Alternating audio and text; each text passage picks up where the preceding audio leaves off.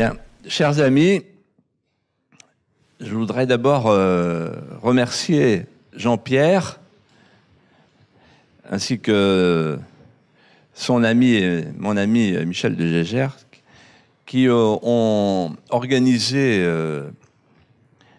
ce salon magnifique qui est une vraie joie pour les visiteurs, mais aussi une plus grande joie encore pour les auteurs.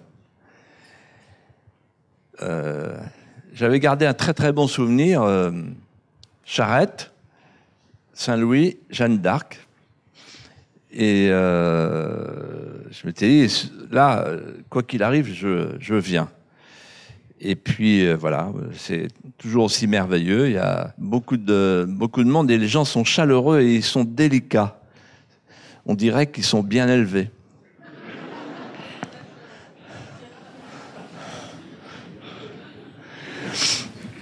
Et donc voilà. Alors, à chaque fois que je suis venu ici, je me souviens très bien, je me disais, bon, c'est la dernière fois, c'est mon dernier livre. Parce que c'est pas mon métier, je suis pas historien, je suis pas écrivain, je suis pas romancier, etc. Et puis finalement, j'en ai fait un autre. Voilà. Mais alors l'année dernière, vraiment, je me disais, cette fois-ci, c'est fini, la série est finie, la trilogie, Charette, l'esprit de résistance, Saint-Louis, l'esprit de tempérance, Jeanne d'Arc, l'esprit de sacrifice. Ok, on passe à autre chose. Il y a le Puy du Fou qui m'attend, les scénarii de Puy du Fou international, etc., etc. Et puis, finalement, je me suis dit, je vais peut-être écrire un livre quand même sur des choses que j'ai vues qui ne doivent pas se perdre. Et puis voilà, le livre, le moment est venu de dire ce que j'ai vu, a connu le succès et connaît un succès qui ne se dément pas. Alors, je suis content d'être venu le signer pour vous cet après-midi à la Renaissance catholique. Je vous dis tout de suite, pressez-vous de le lire, parce qu'il y aura peut-être une suite.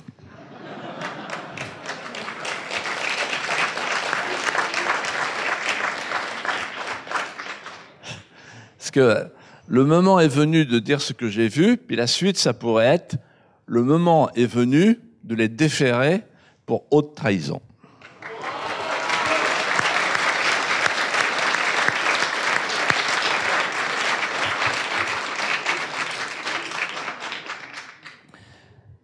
Alors, pour ceux qui ne l'ont pas lu, c'est à eux que je m'adresse, en quelques mots, parce qu'il faut tenir compte de la vie du salon. Voilà, ce n'est pas un livre de règlement de compte. La presse a cru ça, en disant il y a des portraits au vitriol. Les portraits, non, ils ne sont pas au vitriol. Ils sont sympathiques, tendres parfois, inégaux. On ne traite pas François Fillon de la même manière que Solzhenitsyn, c'est normal, il y a quand même...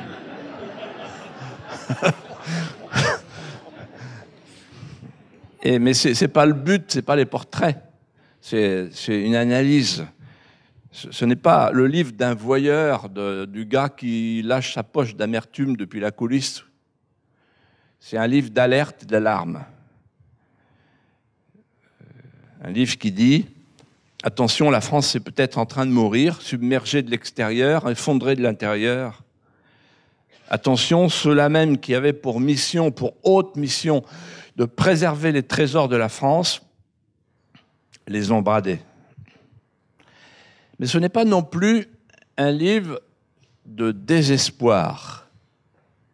C'est au contraire un livre sur l'espérance française, une mise en perspective, un vade-mecum de sortie vers la lumière. Et je vais vous dire pourquoi j'ai écrit ce livre. J'ai écrit ce livre parce que celui qui me l'a vraiment demandé, j'en fais la confidence ce soir seulement, c'est Vladimir Poutine. Il se trouve que mon fils aîné, Guillaume de Villiers, ici présent, m'a fait rencontrer Vladimir Poutine, dont il est un ami proche. Nous sommes devenus des amis avec Vladimir Poutine. C'est normal, deux diables ensemble. Et Poutine m'a parlé de Solzhenitsyn, puisqu'il savait que Solzhenitsyn était un ami personnel. Solzhenitsyn était venu en 1993 pour inaugurer le mémorial des Luxe sur Boulogne à l'occasion de la commémoration du bicentenaire de la Vendée.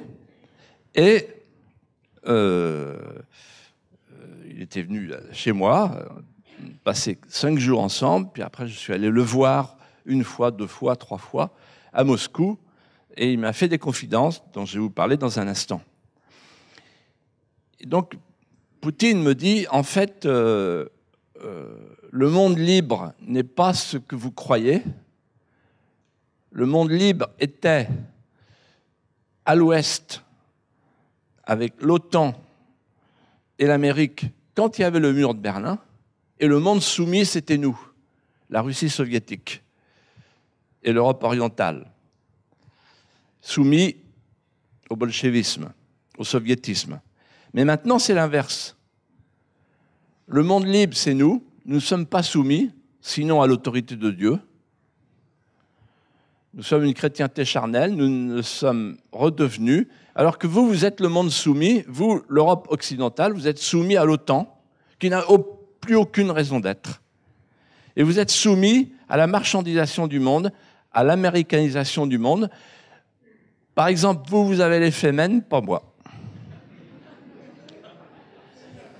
Et il me dit, vous devriez écrire un samizdat comme notre ami commun Solzhenitsyn le préconisait de son temps. Et je me suis dit, je vais écrire un samizdat. Qu'est-ce qu'un samizdat? C'est une analyse critique du totalitarisme que les refusniks portaient sur eux sous la pèlerine et qui pouvait les conduire au goulag. En fait, c'est quelques mois avant sa mort que nous nous sommes retrouvés avec Alexandre Solzhenitsyn sur une plaine immémoriale à Tambov, là où les paysans koulaks, qu'on a appelés les Vendéens de Russie, se sont révoltés contre les soviets en 1921. Là où les commissaires politiques de l'Union soviétique ont donné l'ordre de nettoyer les forêts de Tambov à l'arme chimique. C'est sur cette plaine, avec une terre anthracite et des horizons à n'en plus finir, que nous marchions, tous les deux. Et soudain, il bute sur une petite souche bourgeonnante. Et il me dit, vous voyez, Philippe, c'est la Russie. Il y a des petites pousses. Elles reviennent. La Russie va revivre. Mais vous, l'Europe, vous allez souffrir. Parce que vous êtes dans une éclipse de l'intelligence. Le gouffre est profond. Votre système occidental va vers son épuisement final, son épuisement spirituel. Humanisme rationaliste, juridisme sans âme, la fin de la vie intérieure. Je le regarde désespéré, tout à coup son œil s'allume et il me regarde et dit, en embrassant l'horizon, « Mais un jour, le gouffre s'ouvrira à la lumière, chez vous comme chez nous. Des petites lucioles en sortiront, qui seront portées par des mains hésitantes, fragiles, des dissidents.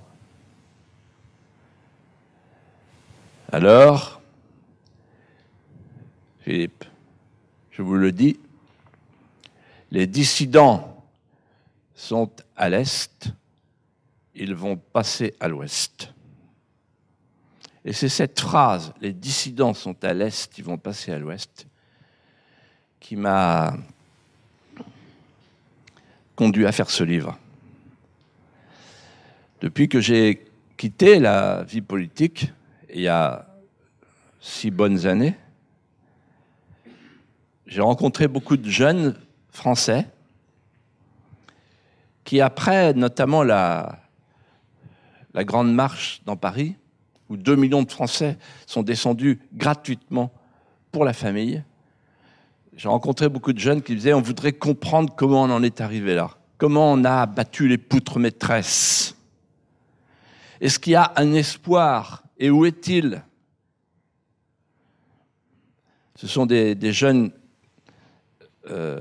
lucides, courageux, amoureux de la France et qui pratiquent le patriotisme en cachette, vu que souvent ils sont catholiques et que donc ils se soumettent à l'autorité des évêques qui confondent l'universalisme et la fraternité cosmique. Alors je me suis dit, pour qu'ils échappent aux mauvaises influences, il faut le livre d'un homme politique qui a vécu la vraie vie et qui sait ce que sont les patries charnelles. Et donc j'ai écrit ce livre. Pourquoi je l'ai écrit cet été? Parce que je suis un chien d'avalanche. Je n'ai pas de formation particulière, ni philosophique, ni littéraire, mais je suis un chien d'avalanche, c'est pour ça que j'ai fait de la politique. Un vrai politique, un chien d'avalanche, qui aurait voulu être un chien truffier. Mais c'est... Comme disait Chirac, les merdes volent en escadrille. Et donc, voilà. Et qu'est-ce que ça veut dire un chien d'avalanche? Ça veut dire que par anticipation, on sent les choses, l'instinct. On suit son instinct. Et en fait, j'ai écrit dans ce livre, dès l'introduction, nous allons connaître une guerre que nous ne voulons pas nommer, et la classe politique va connaître le chaos. Il y a une mauvaise nouvelle et une bonne. Et en fait, la guerre, on l'a, et le chaos, il va venir. Dans peu de temps. Pourquoi ce moment? Pourquoi le moment est venu? Pas simplement pour que vous me disiez merci pour ce moment, mais aussi parce que nous sommes à un moment où tout s'aggrave et tout se dénoue. Ce qui était de mon temps, il y a 6 ans, absolument inaudible, est devenu assourdissant. Quand j'ai écrit Les Mosquées de Roissy avec mon fils Guillaume et les services secrets français, en désespoir de cause, m'ont donné des documents que j'ai publiés, montrant qu'il y avait des mosquées sous le tarmac à Roissy, etc., des tapis de prière dans les casiers, etc. Tout le monde s'est moqué de moi. Le ministre de l'Intérieur de l'époque, un certain Sarkozy, a dit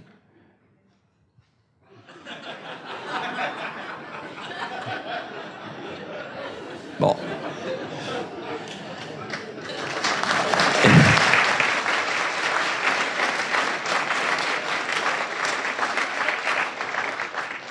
On n'est pas là pour dire du mal, hein. Mais quand même. Et voilà. Et quant à la presse, je me souviens de El Kabbach sur Europe 1 qui dit « Monsieur de Villiers, j'ai une seule question à vous poser. Comment pouvez-vous croire qu'on va vous croire ?» Boum, terminé. Alors je suis rentré chez moi. Et puis tout à coup, il y a des perquisitions à Roissy et les mecs, ils trouvent des tapis de prière. Et là, je suis invité par France Info. Et là, c'est on n'est pas loin de Versailles, c'est le Monsieur de Villiers. Vous aviez tout prévu, dites-nous. Il y avait un gars de la CGT qui disait « Monsieur de Villiers, incroyable, c'est la France, c'est la vie, il faut être humble, voilà. On a toujours tort d'avoir raison trop tôt. » Voilà, aujourd'hui, donc on peut tout dire et tout est accepté. Jusqu'à un point qui me fait penser que le périmètre sanitaire est en train de se défaire, de se détendre. Et la preuve, quand j'ai écrit mon livre, j'ai donné le manuscrit à Albin Michel, mon éditeur, et Albin Michel l'a donné à son avocat, qui est un grand avocat, Maître Bigot, qui est vraiment l'avocat de l'édition, du monde de l'édition. Et l'avocat, il a renvoyé le manuscrit, et là, j'étais convoqué par le PDG d'Albin Michel, qui m'a dit « Philippe, c'est pas possible, il y a un procès par page. » Alors, je dis « Non, je touche à rien, sinon on le publie pas. » On l'a publié, et alors, il y a des trucs qui sont gratinés quand même, les marchés de Karachi, tout, puis ils sont tous cités, les gars. Il n'y a pas... Édouard Balladur, il n'y a pas Balladur, l'homme politique, Balladur, le chanteur. Il n'y en a qu'un. Vous voyez, donc il n'y a pas à se tromper, quoi. Hein, bon, eh bien, figurez-vous, vous savez combien j'ai eu de procès? Bon, vous savez combien j'ai eu de procès? 0. Pourquoi? Je ne comprends pas. Ça va peut-être venir hein, à la suite de ce que je vais vous dire maintenant. Voilà. Et donc, en fait, j'étais pas un vrai homme politique. Peut-être certains d'entre vous le savent, puisque je suis entré par effraction. Je suis entré par effraction parce que les hommes politiques, vous savez, ils sont conseillers apparatchiks, hein, avec étiquette, républicains, UDI, MoDem, enfin bon, PS, tout ça. À 20 ans, etc. Et puis après, ils font tout le cursus. Et moi, en fait, j'ai fait le Puy du Fou. Enfin, j'avais l'idée de faire le Puy du Fou. Mon père a dit fais d'abord des études, parce que sinon, on est dans un pays de diplôme et de gérontocratie, donc t'as aucune chance. T'es jeune et t'as pas de diplôme. J'ai dit quel genre de diplôme? Il dit un truc qui impressionne les gens, c'est l'ENA. Alors, va pour l'ENA. Et en fait, moi, le marché, c'était, d'accord, je fais l'ENA, mais tu me laisses faire mon hymne. Mon hymne, c'était l'hymne pour réparer l'injustice faite aux Vendéens. Les 300 000 Vendéens qui n'ont pas eu de sépulture, vous voyez. Pas de sépulture officielle. Donc moi, je dis, je vais leur faire une sépulture officielle. Vous voyez. Mon père était lorrain, ma mère catalane, et donc moi, j'étais un beurre par le droit du sol. Mais amoureux de la Vendée, et donc je dis, je vais faire mon hymne. Donc j'entre à l'ENA, et là, je comprends tout de suite le laminoir sémantique, quoi. Vous le sentez, quoi. Vous sentez que déjà, c'est formaté, quoi. On vous apprend la cité sans frontières ni racines. On vous dit, vous allez devenir des ingénieurs sociaux. À genoux, les hommes, debout, les ingénieurs sociaux, comme à Saint-Cyr. Bon. Les ingénieurs sociaux, c'est-à-dire, un ingénieur social, c'est quelqu'un qui a pour mission de substituer au gouvernement des hommes l'administration des choses. Vous voyez, voilà. Et ça donne ce que vous connaissez. Ils se ressemblent tous, ils ont 30 mots, etc. Et je disais à Versailles, il n'y a pas très longtemps, c'est pas très gentil, mais c'est quand même profondément vrai. Si vous voulez, vous les regardez, la morphopsychologie. Vous prenez Juppé, Fabius, vous voyez, ben, vous avez 2 poulets de batterie hors sol, là.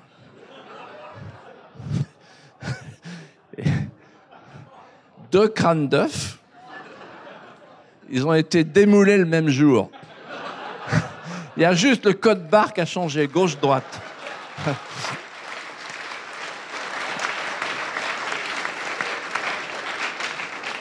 Et alors, et voilà. Et donc, en fait, j'en ai réchappé, parce que moi, pendant que on me faisait faire de l'informatique, etc., à mon âge, bon, donc je faisais le Puy du Fou, voilà. Et quand j'ai fait le Puy du Fou, en fait, Chirac, qui cherchait un ministre de la Culture en 86, m'a appelé en disant « Je cherche un gars à droite qui serait culturel. » Enfin,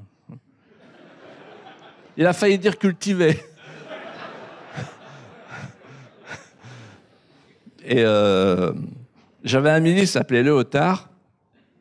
Un jour, d'Ormesson, que j'avais invité à déjeuner, Jean d'Ormesson, qui est un bavard et impénitent, qui a rapporté cette conversation, qui était faite pour rester discrète. Il me dit « Qu'est-ce que vous pensez de Léotard, le ministre moi, j'étais secrétaire d'État, et lui était ministre. Bon. Je lui dis, pas grand-chose, bon. Il me dit, mais il est cultivé? Il dit, je sais pas, oui, enfin, oui. L'autre jour, je lui ai prêté un livre, il me l'a pas encore rendu. Il me dit, et pourquoi? Il m'a dit, j'ai pas fini de le colorier. Et donc, non, mais la nouvelle génération, et encore, non, mais c'était très très haut niveau par rapport à Fleur Pellerin. Parce que lui, il colorie, elle lit même pas. Ouais. Bref, et bon, puis après, ben voilà, la Vendée m'a appelé à cause de l'hymne. On veut quelqu'un qui a fait un acte d'amour, donc qui aime la Vendée, etc., etc. Et puis je suis parti avec le dégoût, parce que j'ai croisé le mensonge, et à force de croiser le mensonge, vous voyez, le mensonge vrai d'Aragon, c'est le mensonge sincère, quoi. Je sais pas comment vous décrire ça. Ils sont sincères, faut pas trop les critiquer, vous voyez, dans le mensonge. Et donc, à force de croiser le mensonge, vous vous sentez contaminé. Vous êtes comme, une sorte de mensonge ambulant par omission. Ouais. Voilà. Le mensonge et la trahison. La trahison qui, en politique, est le prolongement naturel de l'amitié. C'est-à-dire que vous prenez un jeune bras droit, sémillant, et puis paf, il vous dégomme, quoi. C'est normal. Un jour, Guichard me dit, un tel, tu vois, il est pas mal, mais il ira pas loin. Je dis pourquoi? Il s'est pas tué. Donc voilà. Bon. Et donc j'ai décidé d'écrire ce livre. Et en fait, je vais pas vous faire le livre maintenant. Simplement, ce que je vous donne, c'est le filigrane. J'ai mis du temps à comprendre, en fait, ce qui s'était passé. Le filigrane, c'est quoi? C'est le mondialisme. C'est quoi le mondialisme? C'est le contraire du souverainisme. C'est quoi le souverainisme? Le souverainisme, c'est l'idée qu'il n'y a plus de politique quand il n'y a plus de souveraineté. Quand il n'y a plus de souveraineté, il n'y a plus que le protocole compassionnel. C'est-à-dire on choisit entre des visiteurs de crash, le ludion électronique ou le sourire, le scooter. Bon. Et c'est celui qui pleure le mieux qui est réélu. Oui. Ils sont au premier rang du crash, autocar, avion, etc. Enfin, impensable il y a encore 50 ans. Le protocole compassionnel, c'est quand on n'agit plus sur les causes, on agit sur les effets. C'est Saint-Augustin ou Saint-Aubin, un des deux, qui a dit la politique est la plus haute forme de la charité. Ce qu'il voulait dire, c'est l'art des causes. Oui. Et quand je vois aujourd'hui tous les mouvements chrétiens, humanitaires, on envoie les jeunes au bout du monde pour faire de l'humanitaire, etc. Mais mais le problème, il faut traiter les causes. Les causes, c'est le mondialisme, un système dans lequel ce sont les pauvres des pays riches qui subventionnent les riches des pays pauvres. C'est l'art des causes. Il n'y a pas, c'est la plus haute forme de la charité, la politique. Moi, je suis pas en train de vous dire, j'ai quitté la politique, il n'y a que la culture. Pas du tout, la politique. Tout passe par la politique. Mais la vraie, vous voyez. Et en fait, ce qui s'est passé, c'est que j'ai vu, moi, en 50 ans, depuis mes études à Sciences Po, j'ai vu comment les hommes politiques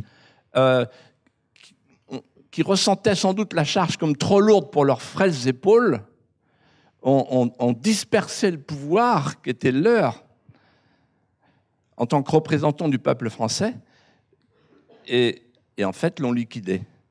Et quand le pouvoir n'a plus le pouvoir, il se passe ce qui se passe aujourd'hui. La potestas est à Bruxelles, un peu à Bruxelles, un peu à Berlin, un peu à Francfort, beaucoup à Washington.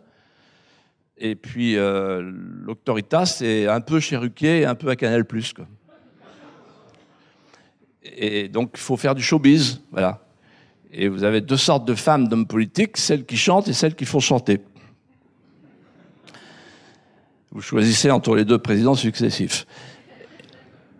Et donc, en fait, le souverainisme, c'est la souveraineté, c'est-à-dire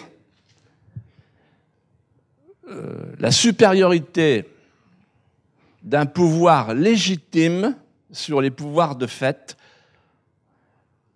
À l'extérieur, les empires et les hégémonies, à l'intérieur, les féodalités.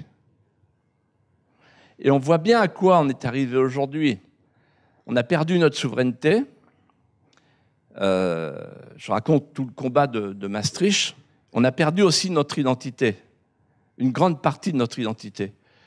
Solzhenitsyn me disait, vous voyez, les Polonais et les Hongrois, ils ont perdu leur souveraineté, la souveraineté limitée de Brejnev, mais ils ont gardé leur identité. Donc quand le mur de Berlin est tombé, quand le rideau de fer est tombé, grâce à leur identité, ayant recouvré leur souveraineté,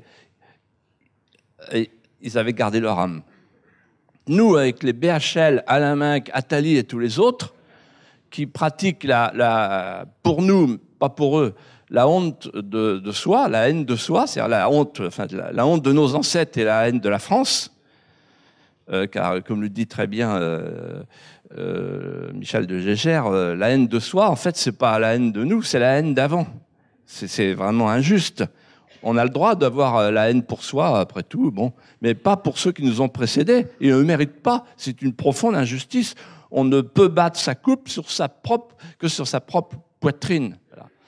Et donc, on a perdu notre identité, on a perdu notre souveraineté, et nous sommes dans une situation qui est évidemment gravissime, qui explique les attentats, puisque depuis 50 ans, maintenant, depuis l'ère giscardienne et maastrichtienne, Giscard étant le fils spirituel de Cohn-Bendit, le libéral libertaire, le bobo, nos limites, nos frontières, eh bien, depuis 50 ans, la classe politique vit sur 3 idées.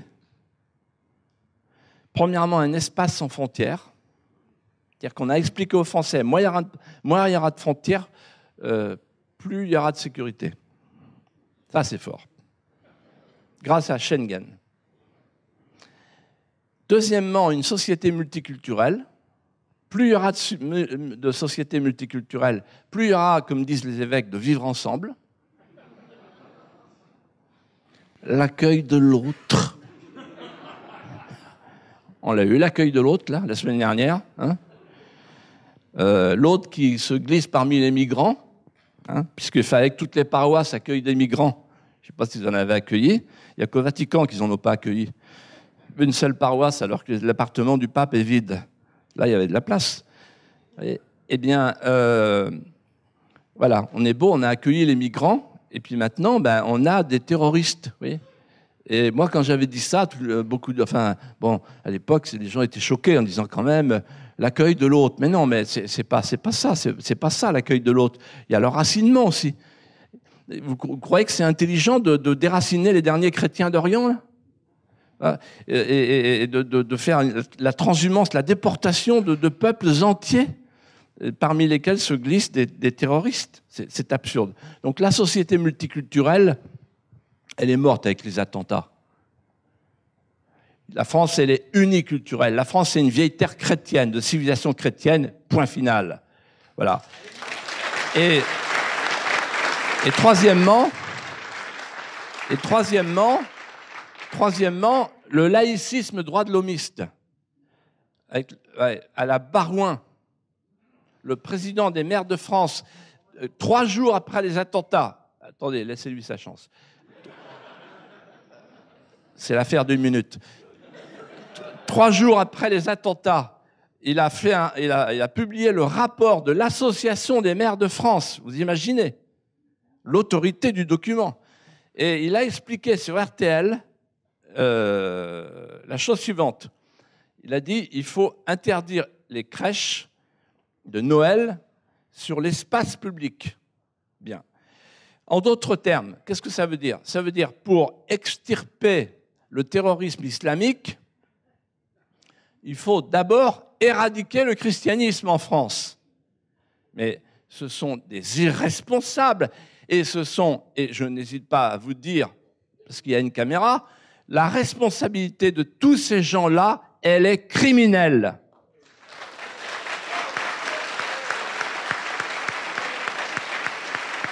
Et le laïcisme droit de l'homiste, il conduit au vide. Les laïcards font le vide et les islamistes le remplissent. Parce que depuis des années et des années, on n'a plus le droit de dire qu'il y a eu des résistants en 40. Des Français qui, dans leur tête, étaient des résistants.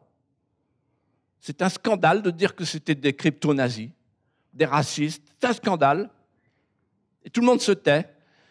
Puis après, en Indochine, on a dit c'est des terroristes, les pauvres petits gars de Dien Bien Phu.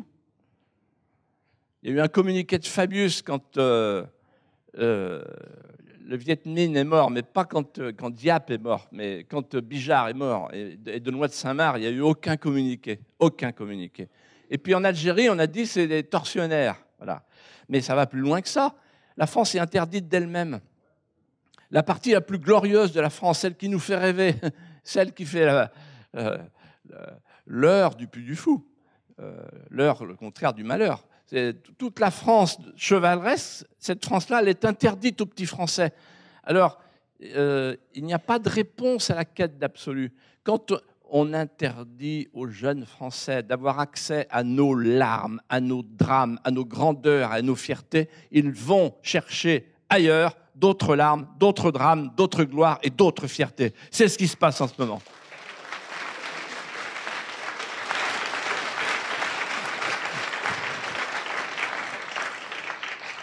Et j'arrive au terme de ce propos en vous disant, quand vous allez lire mon livre, vous allez passer des moments difficiles. Non, je vous le dis parce que c'est même traumatisant. Et en même temps, c'est traumatisant parce que vous allez vous dire, c'est pas possible, ça paraît vrai, ce qu'il dit. Voilà. Et moi, j'ai été un homme politique, je ne suis plus, ma parole est libre, elle ne peut pas être suspectée, je ne fais pas ça avec... j'ai aucune intention d'y revenir, voilà, malgré tous les appels de ceux qui voudraient que je refasse mes 3%. Et donc, en plus, je suis bien là où je suis, au Puy du Fou, c'est merveilleux. En plus, c'est des lauriers tous les jours. Pour un gars qui a été une serpillière toute sa vie, c'est quand même beaucoup plus agréable. Voilà.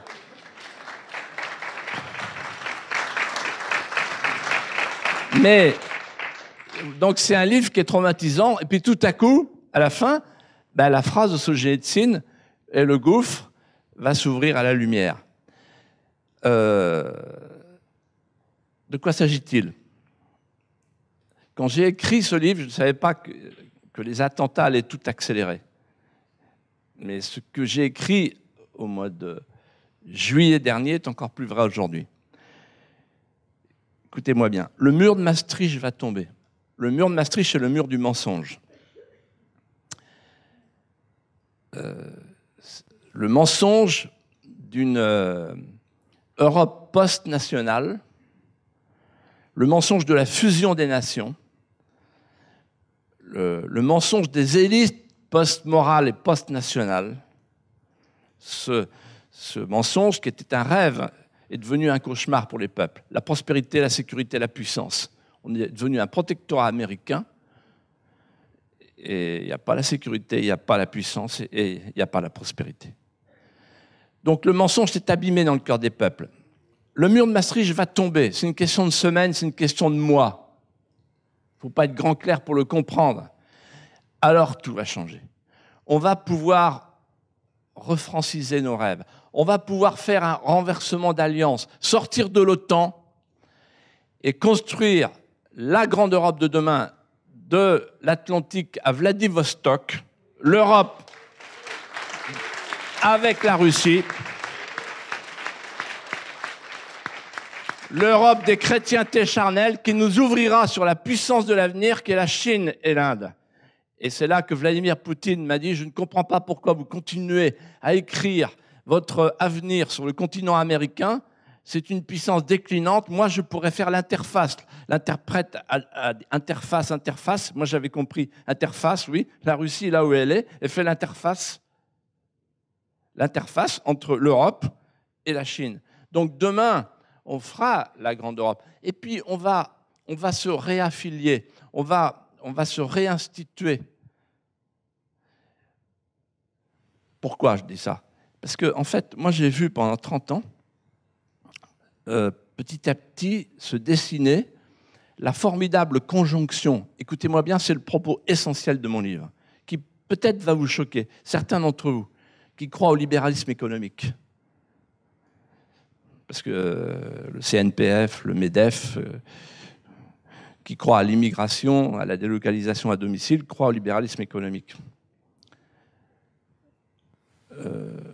J'ai vu s'organiser la conjonction entre ceux qui, par intérêt, voulaient un marché planétaire de masse depuis les années 70. C'est les firmes nationales, c'est Google, c'est Microsoft, c'est Apple qui soutiennent le mariage homosexuel, le LGBT, parce que double income, no kid, double revenu, pas d'enfants, ils consomment plus.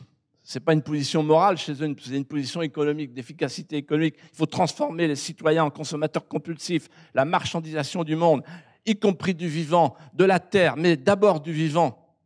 Nous assistons impuissants et lâches à la déshumanisation progressive du monde par l'effacement planifié du visage de l'homme. Hommage au professeur Jérôme Lejeune qui m'avait dit ça avant de mourir. Donc ceux qui par intérêt veulent abattre les nations, les frontières, les souverainetés, les États pour faire un marché planétaire de masse, le traité transatlantique, et ceux qui,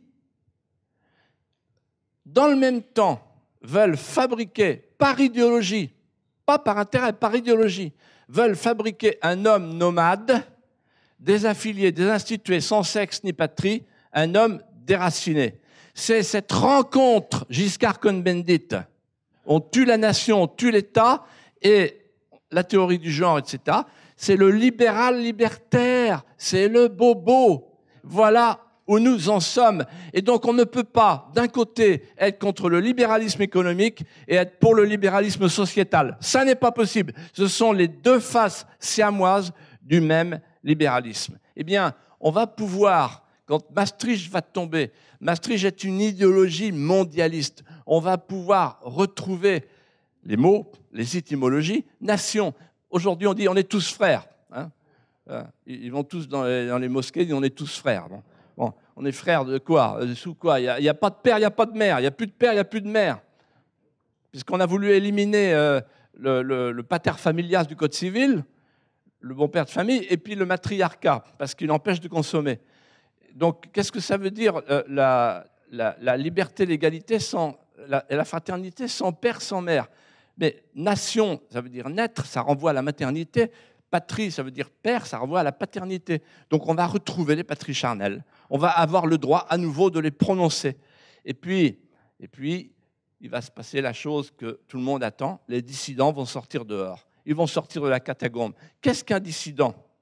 C'est d'abord un franchisseur de ligne rouge, quelqu'un qui n'a pas peur de prononcer les mots qui vous conduisent en prison. Il faut oser les prononcer, oser dire que l'avortement est un crime, par exemple, et oser s'élever contre le mariage homosexuel. Et deuxièmement, un remonteur de murs, les murs porteurs de la France, les murs porteurs. Parce qu'on dit, mais qu'est-ce qu'il faut faire? Qu'est-ce qu'il faudrait? Ben, il faut remonter les murs porteurs. C'est quoi les murs porteurs? Le caractère sacré de la vie, l'affiliation comme repère, la nation comme héritage, la frontière comme ancrage et le rêve français comme fenêtre sur le monde. Mes chers amis, je termine en vous disant ceci.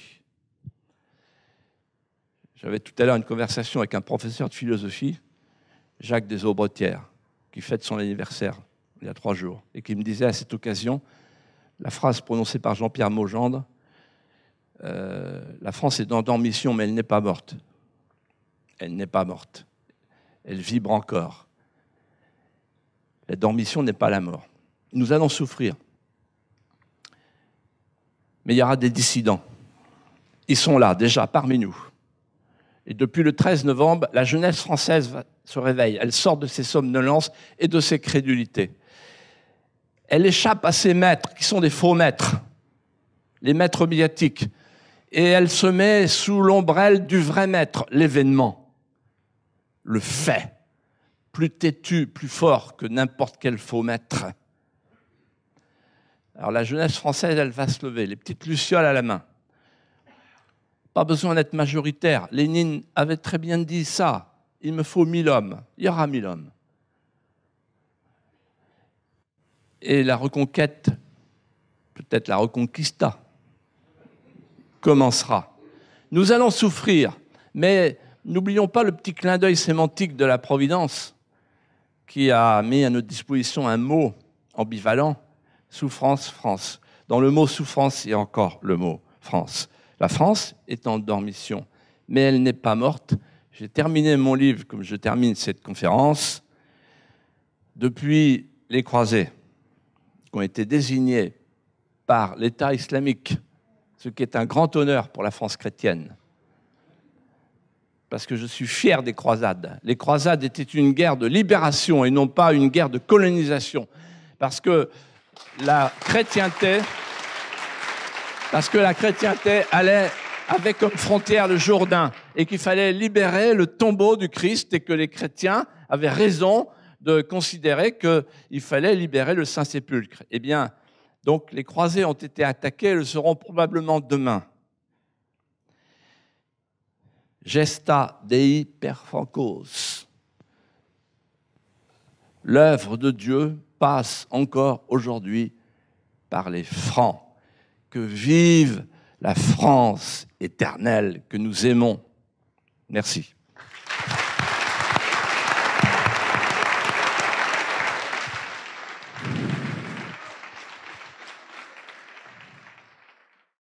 Monsieur de Villiers, vous avez vu le succès de votre livre. Je ne sais pas si vous l'aviez espéré, sans doute attendu même.